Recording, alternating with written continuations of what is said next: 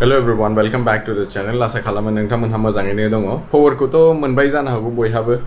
लकडाउना बारायबाय 3 मेसिम ओमफ्राय जोंहाबो नै दा स्टाक जानानै दं चेन्नाइयाव दासिमबो न'आव थांफिननो हायाखै बेंगलराव।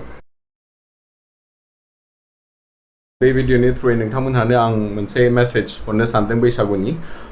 wishing you all a very happy new year and happy बैसागु। बैसागुआ जाहैबाय जों बर'फोरनि थाखाय बिराद गिदिर फेस्टिवल जेरै जों रंजा बाजा न'खर न'खर थांनानै मोसायै मोसायै बयखौबो विश खालामहैयो।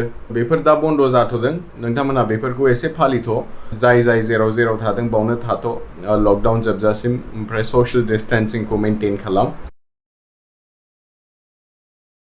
दामानि एसे इरेगुलार जागासिनो आं बे चेनेलाव भिडिअ आपल'ड खालामैया जेरैनो लकडाउना जोबो आङो नोंथांमोनहानो गोदान भिडिअ ब्लग भिडिअ लाबोबाय थागोन आरोखि। नोंथांमोनहा जुदि आंनि चेनेलखौ भिजिट खालामदोंबा दस्रा भिडिअसफोरबो दङ।